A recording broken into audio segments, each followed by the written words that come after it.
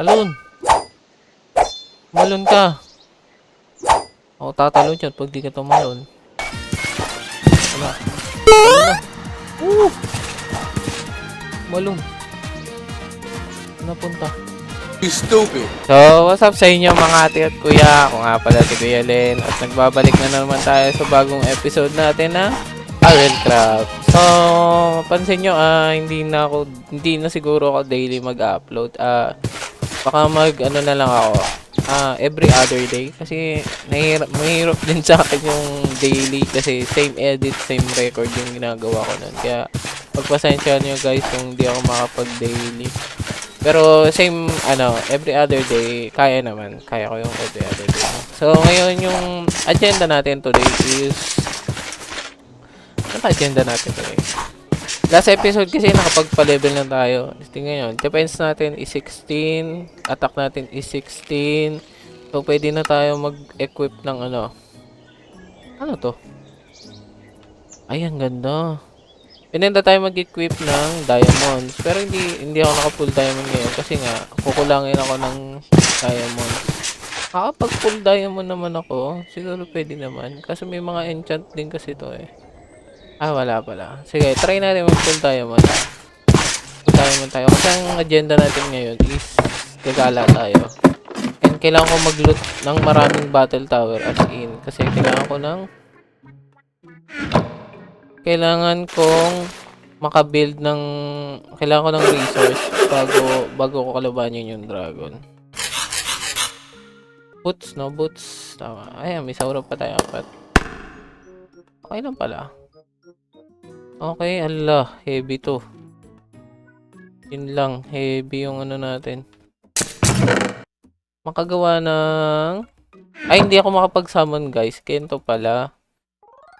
Binago pala nila yung yung stuff. Hindi ka na basta-basta makakapag-earn ng rank kapag nakikita mo lang yung Kasi alam ko yung naabutan ko ganun kaya medyo luma na talaga yung version na nalaro ko. Hindi ka nale-level ng ganun-ganun. Kaya hindi ka makapag-summon ganun. Kailangan mo either pumatay or i-soul gazer yung mga bag. So, kailangan ko is yung Aegis. Kailangan natin yung Aegis. Kasi kailangan ko ng rank para sa Kailangan mag-rank 2 yung knowledge natin about sa certain mob para ma-summon. Kaso walang Aegis dito. So, dito guys, naghahanap ako ng mga Aegis para i-soul gazer. Kaso ang problema, wala akong makitang Aegis na nag-i-spawn sa kahit anong village. Hindi ko alam na binago or na-adjust siguro yung summoning. Kasi dati pwede akong mag-summon kagad ng mga creature basta na-discover ko yung iba't ibang variant. Ngayon kasi kailangan na itong i-soul gazer na tapos kailangan mo makakuha ng XP habang pumapatay na. Matagal ko na kasi talaga itong nalaro guys. Hindi ko lang maalala kung anong version yung nalaro ko. Pero luma na talaga. So, dito guys, mag-explore lang tayo. Gusto ko lang sana kasing madagdagan yung record ng Atlas natin para madaling makapag-travel sana. Then, gusto ko rin sana makita kung may mga malalapit na battle tower pa sa akin. Dito tayo. May parang plains dito. Hindi ko alam kung i-drop. Uy! May malapit na near home. Ayan, may malapit na dito. Ayun, may dragon nga dito. Oops, hindi tayo pwede makita. Sa part na to guys, nakakita ko ng dalawang structure. Magkatabi lang sila. Isang bahay na parang, laki niya eh. Pero wala naman siyang laman. Malaking bahay. Then yung katabi niya is white na nalutang na parang battle tower. Pero nung tinignan ko, wala din namang laman. Pero nung tinignan ko yung dropper, may loot siya.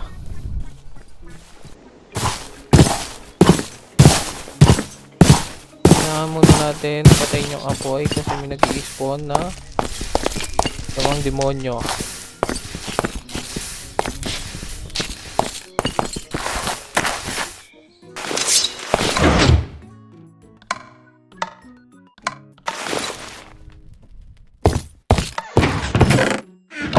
Ang laman. Hindi naman dinailaw.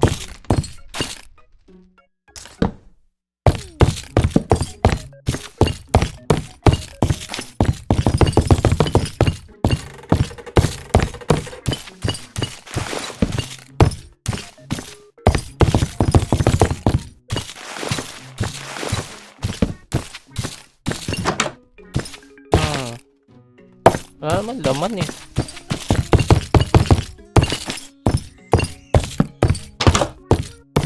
Wala nga. Oops. Tunog siya. Walang laman.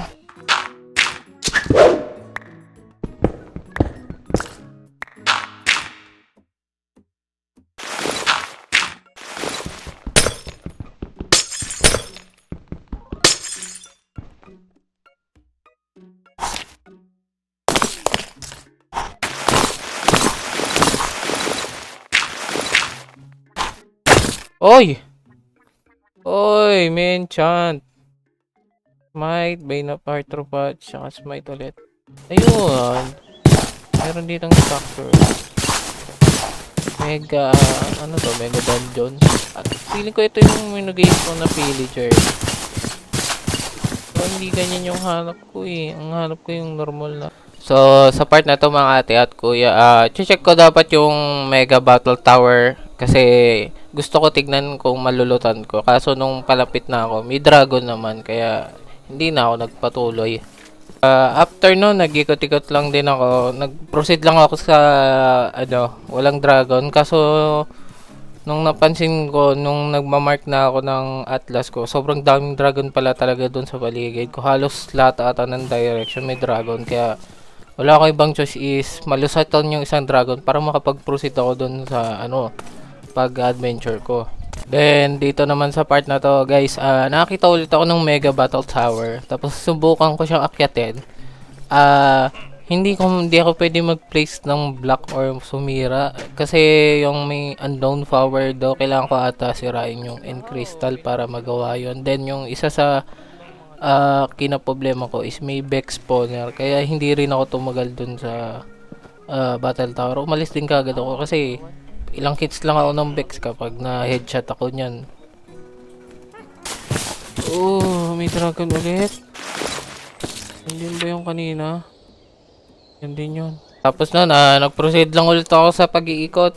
Dinaanan ko lang yung mga walang dragon. Pero imposible ata. Halos lahat ata ng puntahan ko talaga is may dragon, guys. Talagang bawat sulok may dragon na lumalabas. Kaya nahihirapan ako mag-navigate kung saan ako dadaan.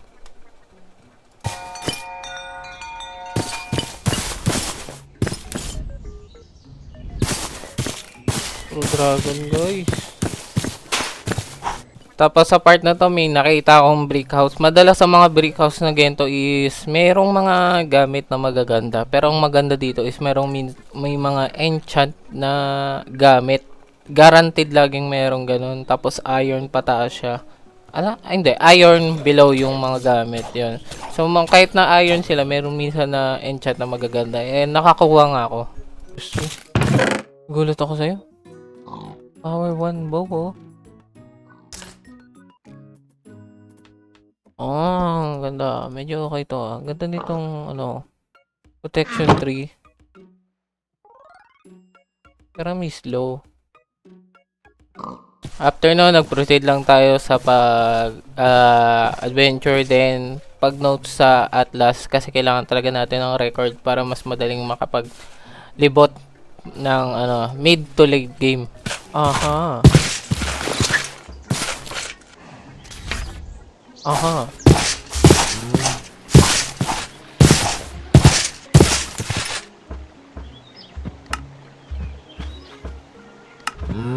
Tapos dito sa part na to, guys, napunta ako sa bandang seashore side na basta yon, napunta ako dito tapos may dalawang malaking sea serpent. Then tinatry kong panapanain kasi hindi sila nagalaw, hindi ko alam kung bakit. Pero pag lumapit ako tatalon yan eh. Yun, tinatry ko lang siya panapanain hanggang mamatay para makuha ko yung scales.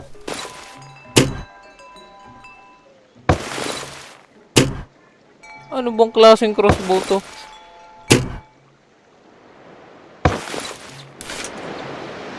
Low sila oh. Tapos dito guys, ang tagal ko nang pinapana yung Sea Serpent na brown. Maubos na lang yung bala ko dito guys. Hindi ko pa rin napapatay, Diyos me. Ayaw mamatay, ang laki ng buhay.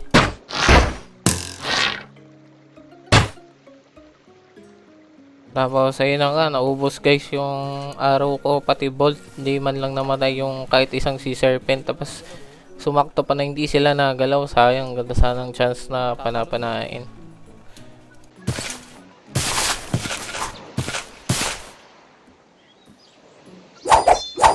Talon! Tumalon ka! Ako tatalon yun pag di ka tumalon. Mamamatay na tong isa eh. No, lumayo lang eh.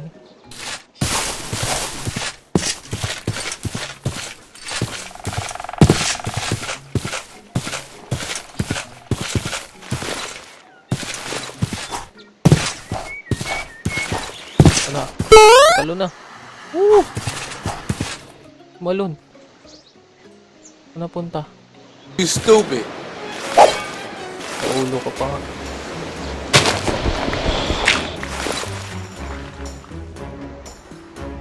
Ano ko ba to? Mapapalo ko ba to?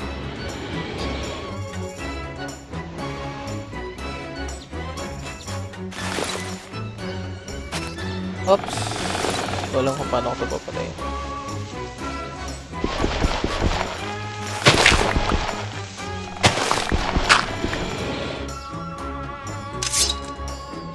Hindi ata niya ako ma-hit. Pero ma-hit ko ata siya.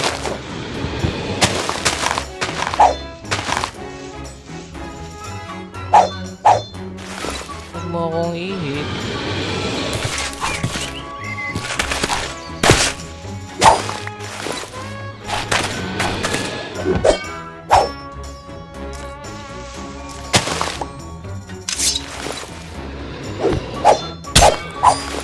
Eh, na-hit ko siya.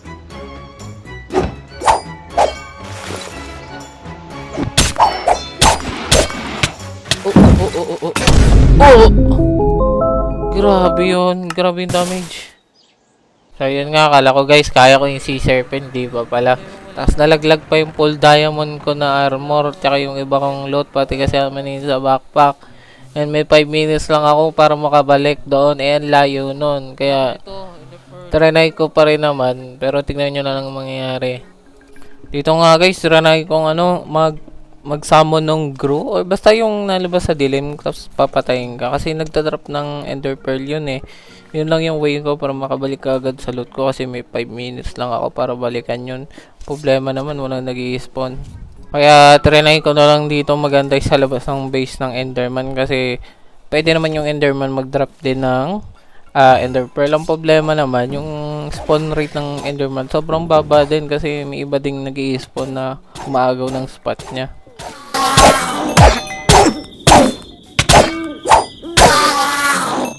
Ender Pearl? Wala silang Ender Pearl na nilapag.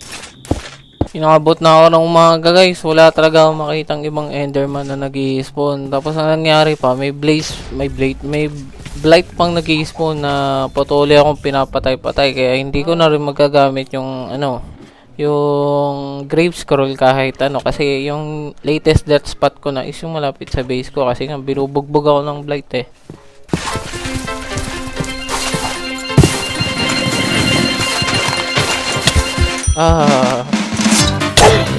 Oh shit, may ano yung ano niya.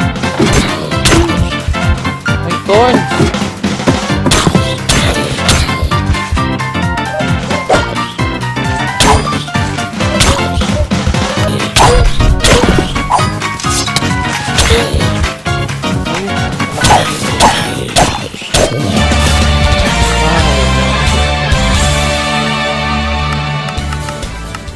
Hindi ko na pala mababalikan yung item ko guys. Naalala ko ilang beses nga pala ako namatay. Kahit magka-ender pearl ako, hindi ko mababalikan. Wala din pala. Yung ko lang naalala na yung grave score. Nagana lang pala ulit siya sa last step. Wala naman ako nakitang kahit anong ano. Ay naku, wala na yung diamond set ko.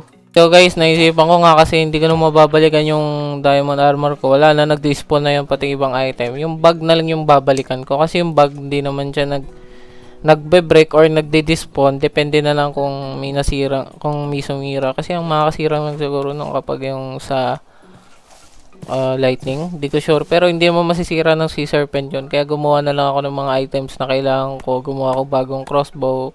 And iba pa akong gamit. Ang gagamitin pabalik dun sa backpack. So, buti na lang guys, may extra atlas ako dito. And yung atlas is nagsasave siya sa other atlas kapag may dalawa kang atlas. Ang problema nga lang, dinala ko yung last atlas ko. Hindi ako gumawa ng copy. Kaya pag nawala ito, mawala yung record ng lahat ng atlas ko. May dragon. Ba't ba ako hindi tumakbo agad? Narinig ko na yung tunog eh.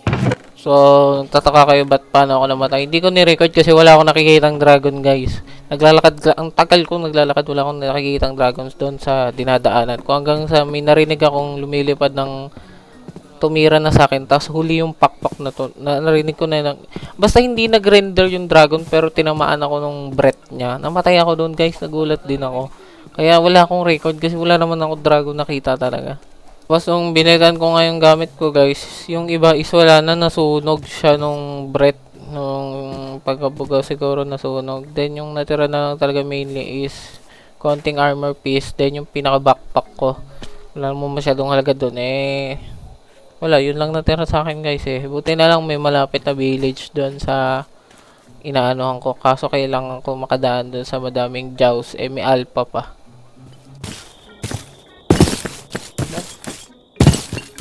Iisipin yung mga limaw sa ilalim.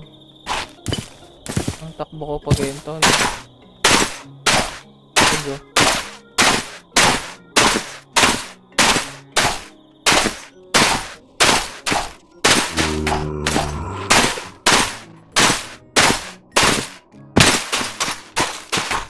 Ako dragon disme. Stay muna tayo dito kasi may village na mamaya na malaki. Pinulog pa ako. Wala pa yung ano ko.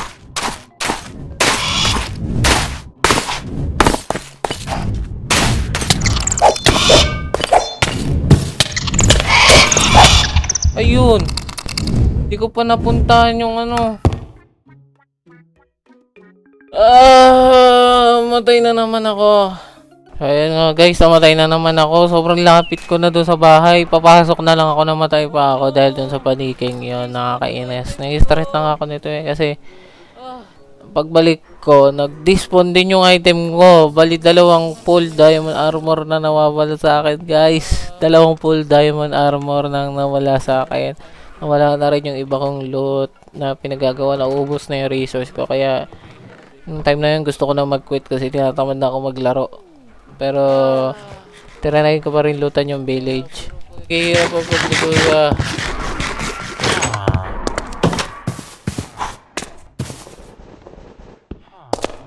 Guys, nag-respawn yung magagawa.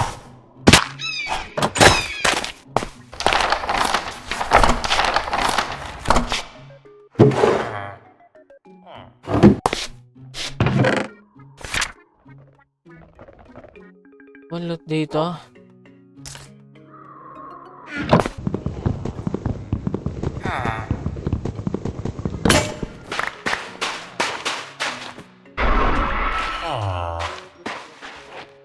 Naparusahan na ata ako guys. Masyado daw ako nag-enjoy sa kakaloot natin ng kung ano-ano.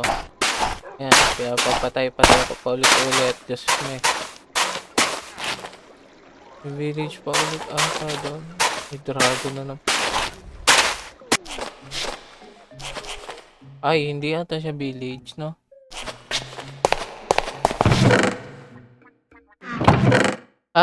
Yan lang.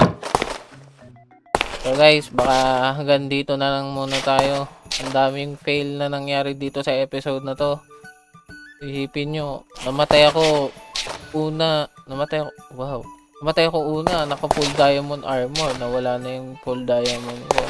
Tapos nung pabaling ako, namatay ulit ako, may diamond na armor na ako. So, ngayon, nag-despawn pa ulit yung mga item ko. Ngayon, wala na ulit talaga ako. Kailangan ko at least makahanap ng ano, ah, kailangan ko at least makahanap ulit ng battle tower na malulutan kasi hindi ko kaya. Wala akong ibang way para makarecover. Hindi, hahanap nga ako ng malulutan. Kaya siguro hanggang dito muna tayo. Next episode, try kong makabawi ng mga loot ko. Sabi ko pa naman,